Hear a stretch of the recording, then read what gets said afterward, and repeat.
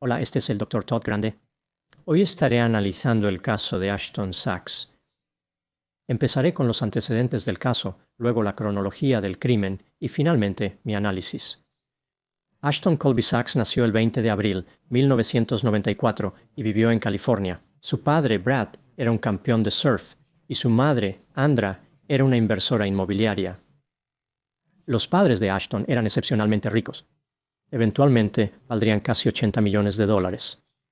La historia de la relación entre Ashton y su madre es importante para la historia, así que la cubriré aquí. La madre de Ashton, Andra, era una mujer de negocios muy astuta, pero tenía un comienzo humilde. Inició su trayectoria repartiendo papas fritas a comercios. Más tarde, obtuvo un título en negocios y trabajó para una empresa que vendía circuitos integrados. En 1994 fundó su empresa de venta de semiconductores. Andra logró obtener contratos del gobierno gracias a su condición de minoría. Era judía y mujer. Incluso llamó a su negocio Electrónica de Minorías. En una feria de comercio de computadoras, conoció a Brad Sachs y se involucraron románticamente. La pareja se casó en 1991. Vivían en Pacific Palisades y dirigían varios negocios, incluyendo una empresa de telemarketing. La pareja tendría 4 hijos: Miles, Ashton, Alexis y Sabrina. Andra y Brad siguieron expandiendo su imperio empresarial. En 1998 adquirieron un servicio de Internet línea de suscriptor digital llamado Flashcom y obtuvieron $15 millones en capital de riesgo. La familia se mudó a una casa frente al agua de 5.400 pies cuadrados en Huntington Beach. El 28 de abril de 1999, una catástrofe inesperada golpeó a la familia. Brad no estaba en la ciudad mientras Andra trabajaba. Dejó a Alexis y Sabrina con una niñera de 28 años que hablaba español llamada Lorena. Cerca de las 10 de la mañana, Lorena se percató de que Alexis, de 2 años, estaba afuera en la terraza cerca del jacuzzi. Agarró a Sabrina, de 16 meses, de una silla alta y fue a buscar a la hermana mayor. Según Lorena, Alexis estaba pateando, retorciéndose y haciendo berrinche y empujó a Sabrina a la bañera de hidromasaje. En lugar de simplemente sacar a Sabrina de la bañera de hidromasaje, Lorena contactó a su esposo que estaba arriba en la misma casa. Él sacó a Sabrina del jacuzzi mientras Lorena llamaba. 911. Lamentablemente, el operador no hablaba español, lo que retrasó la respuesta de emergencia. Los primeros en responder llevaron a Sabrina al hospital de Huntington Beach, donde fue declarada muerta. La familia estaba comprensiblemente devastada. Brad culpó a su esposa y solicitó el divorcio. La llamó mentalmente desequilibrada, maníaca, impredecible e incapaz de pensamiento racional. Andra también estaba descontenta con Brad. Dijo que él era negligente y solo estaba interesado en el golf, en surfear, tocar la batería y los negocios. Estaba preocupada porque nadie en la casa había sido tratado por un consejero de salud mental, a pesar de que la muerte de Sabrina causó trauma para todos ellos. En septiembre de 1999, Brad despidió a Andra de Flashcom porque tenía un problema de ira y entraba en furias. Al finalizar el divorcio, Brad recibió $800,000. Andra recibió $9 millones de Flashcom. La empresa no logró superar esta enorme pérdida y se declaró en bancarrota en menos de un año. Brad y Andra sorprendieron a la gente con lo acrimonioso que fue su divorcio. Pasaron de ser una pareja amorosa a odiarse mutuamente. Una cosa era segura: nunca iban a reconciliarse.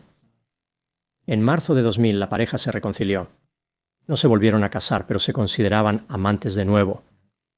En el 2007, buscando un reemplazo para su difunta hija, Sabrina, Andra viajó a Rusia y adoptó a una pequeña niña llamada Lana.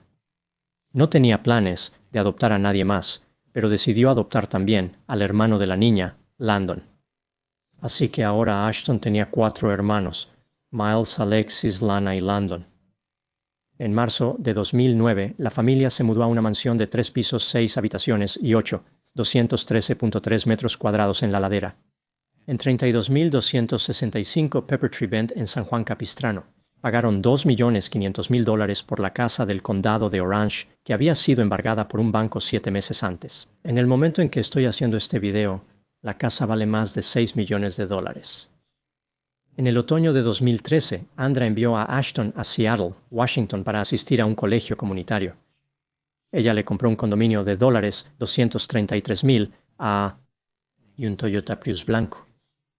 Miles, el hermano de Ashton, estudió en una universidad del mismo estado. Brad y Andra continuaron viviendo en la mansión junto con Alexis, Lana y Landon. Ashton no se adaptó bien al colegio comunitario. Abandonó la escuela y pasó su tiempo fumando marihuana y jugando videojuegos como League of Legends y World of Warcraft. Ahora veamos la cronología del delito. El 9 de febrero de 2014, alrededor de las 2 de la mañana, la hermana de Ashton, Lana, llamó al 911 después de que su hermana, Alexis, le indicara que lo hiciera. Se habían escuchado disparos en la mansión en Pepper Tree Bend. Esto es lo que la policía halló durante su investigación.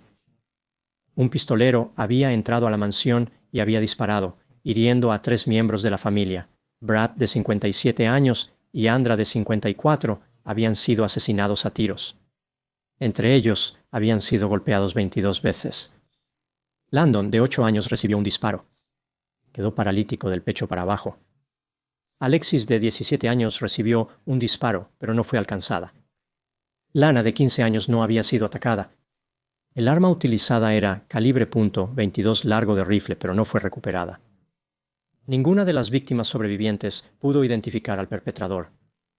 Las cámaras de vigilancia capturaron un Toyota Prius blanco conduciendo hacia la mansión antes del tiroteo y alejándose rápidamente después del tiroteo. Finalmente, la policía descubrió que Ashton tenía un Toyota Prius blanco. Había contactado a una empresa de transporte de automóviles para recoger el coche en San Juan Capistrano y entregarlo en Seattle, Washington. La policía lo encontró en Seattle y lo registró. En el maletero encontraron un rifle Ruger de calibre 22 puntos. Era el arma homicida. Los registros telefónicos mostraban que el teléfono de Ashton estaba cerca de la mansión de sus padres durante el tiroteo. La policía confrontó a Ashton el 6 de marzo de 2014. Inicialmente negó ser el asesino, pero luego admitió que lo hizo. Aquí está la declaración que dio a la policía. El 8 de febrero de 2014, Ashton condujo su Toyota Prius durante 20 horas desde Seattle hasta San Juan Capistrano. Estacionó por unas horas en un edificio comercial, propiedad de su madre. Luego condujo a la mansión, escaló la pared y entró por una puerta abierta cerca de la 1:30 a.m. Subió las escaleras y deambuló durante 15 minutos, intentando decidir qué hacer.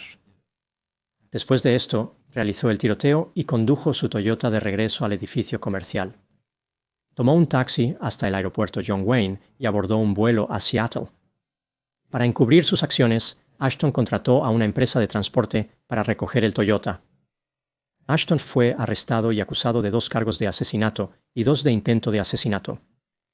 El 20 de septiembre de 2016, después de despedir a su abogado, Ashton sorprendió al tribunal al declararse culpable. Recibió 2 cadenas perpetuas sin la posibilidad de libertad condicional, más otros 100 años por usar un arma de fuego en el delito. Pasando a mi análisis, aquí están mis pensamientos sobre algunas áreas que captaron mi atención en este caso. Artículo número 1. Antes de declararse culpable de los asesinatos, Ashton no tenía antecedentes penales. Se le describía como hiperactivo, buscador de atención, sádico, un alborotador que amaba hacer bromas, poseedor de un sentido del humor retorcido, incapaz de tolerar la palabra no y con 0 tolerancia a la frustración.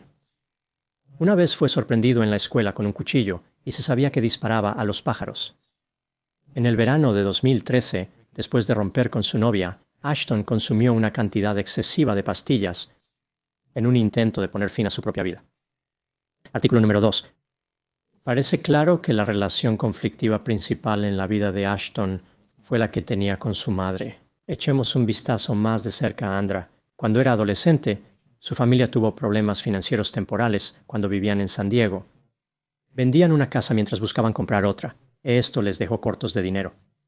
La familia batalló para alimentarse por cerca de una semana.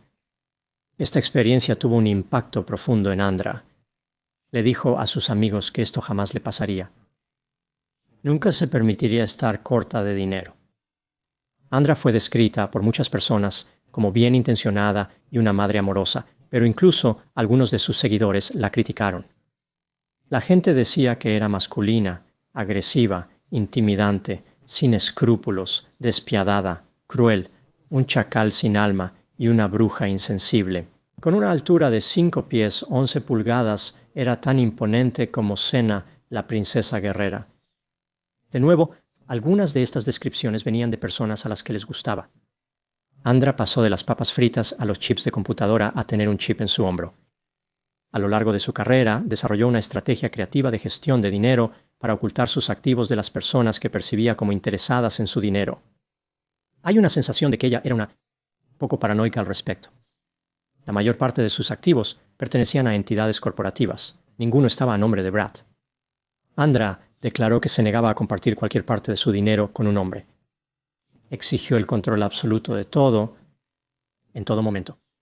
Hay una larga historia de disputas entre Andra y sus inquilinos, el gobierno y asociados comerciales. Antes de morir sufrió varias derrotas. California intentaba cobrar a ella $688,000 que debía en impuestos. La masa de quiebra de Flashcom, la empresa que había comprado con Brad hace mucho tiempo, estaba buscando recuperar sus $9 millones, y Andra estaba en una disputa potencialmente costosa con una empresa que poseía en Baja California. 2 semanas antes de ser asesinada, Andra hizo arreglos para reducir su tamaño vendiendo la mansión y comprando una casa frente al agua de $1 millón en Coronado. La casa medía solo 2.100 pies cuadrados. Un lugar grande aún, pero comparado con lo habitual, era un paso significativo hacia abajo. Encima de todos estos factores de estrés financieros, a Brad le habían diagnosticado la enfermedad de Parkinson y su funcionamiento estaba decayendo rápidamente. Elemento número 3. La comunicación entre Ashton y su madre indica que su relación se estaba desintegrando en el tiempo previo a los asesinatos.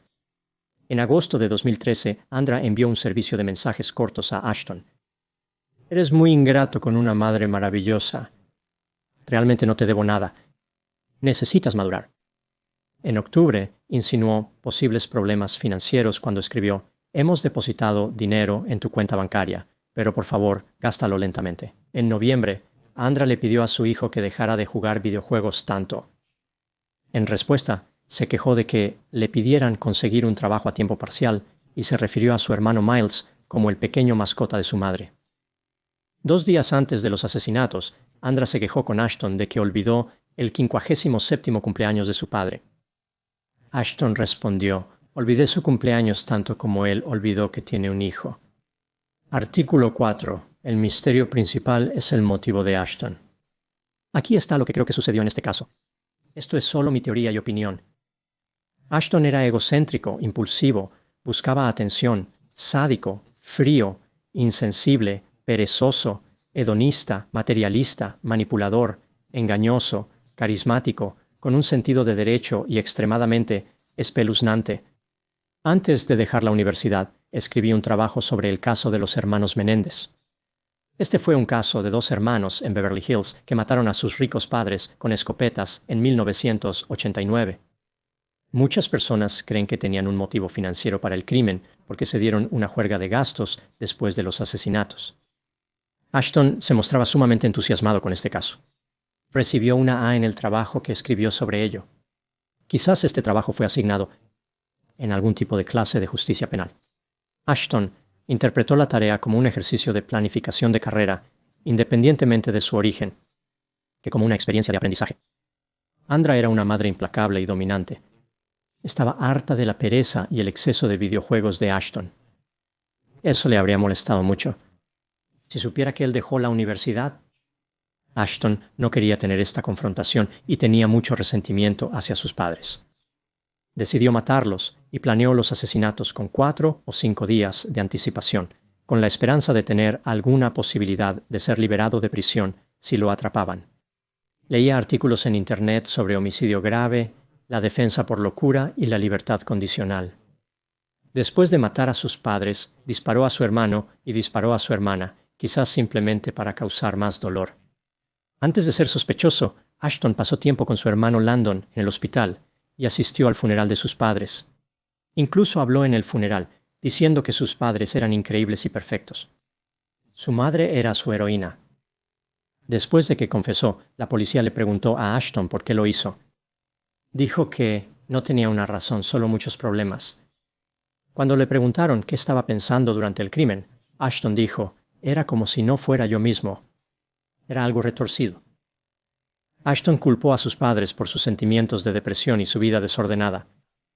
Creía que no lo tomaron en serio cuando se sobredosificó con pastillas y se quejó de que era el hijo menos favorito en la familia. Al final creo que fue un caso de resentimiento desenfrenado. Su falta de empatía y alto nivel de sadismo permitieron que el odio de Ashton se expresara sin restricciones. No pensaba en sus padres como seres humanos y disfrutaba la idea de que ellos sufrieran.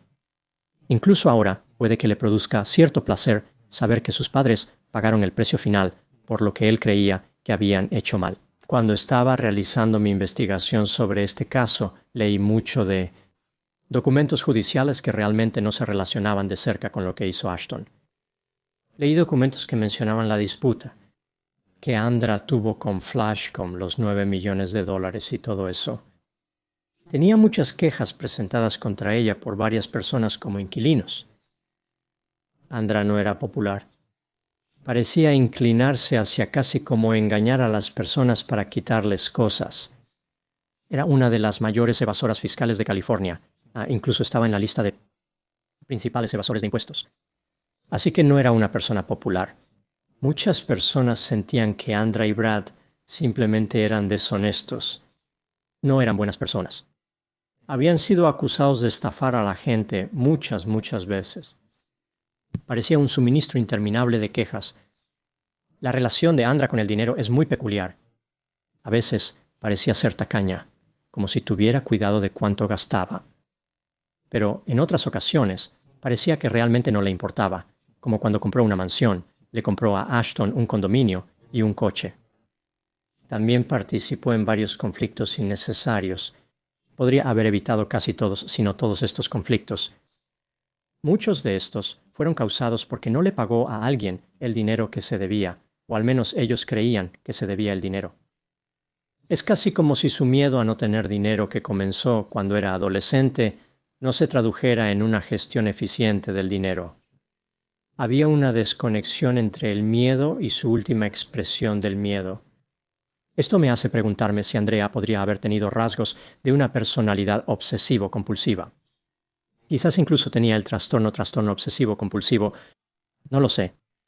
Este trastorno es un trastorno de la personalidad. Es distinto al trastorno obsesivo-compulsivo, Son clasificaciones separadas. Hay mucha comorbilidad, por lo que es común que si una persona tiene trastorno obsesivo-compulsivo puro, también tenga trastorno obsesivo-compulsivo, como muchas personas tienen ambos, pero son nuevamente separados. Son trastornos separados. Con el trastorno obsesivo-compulsivo puro, vemos a una persona que está obsesionada con las reglas, perfeccionista, excesivamente dedicada a la productividad, inflexible, se niegan a delegar tareas, tienen un estilo de gasto mezquino y tienden a ser rígidos y obstinados. Andra puede haberse visto a sí misma como alguien con un alto grado de conciencia, como si fuera autodisciplinada, competente y responsable, pero en realidad puede que no lo haya sido. El trastorno obsesivo-compulsivo puro está positivamente asociado con solo una de las facetas de la conciencia, el esfuerzo por lograr. Entonces esto explicaría cómo Andra pudo lograr mucho, pero también estaba teniendo muchos otros problemas que normalmente alguien con alta conciencia no tendría. En cuanto a los otros rasgos del modelo de 5 factores, el trastorno obsesivo-compulsivo puro no tiene relación con la apertura a la experiencia. Está asociado con baja extroversión, baja amabilidad y alta neuroticismo, especialmente ira. Existe un subtipo agresivo de este trastorno que se caracteriza por un comportamiento vengativo, hostil y dominante. Las personas con este subtipo siempre están metiéndose en discusiones. No hay manera de saber si Andra tenía trastorno obsesivo-compulsivo o si lo tenía con este subtipo, pero este trastorno explica mucho de su comportamiento, incluyendo la forma en que manejaba el dinero. Quizás simplemente tenía rasgos de personalidad obsesivo-compulsiva, como mencioné antes. Entonces puede que no haya calificado para el trastorno, pero tenía muchas de las características de esta construcción de personalidad. Parecía tener una alta conciencia, pero no era así. Así que es un caso interesante, su relación con el dinero. He visto esto muchas veces antes, ¿verdad? Donde una persona tiene un miedo temprano en su vida. Andra tenía miedo de no tener dinero, pero podría ser cualquier otro temor.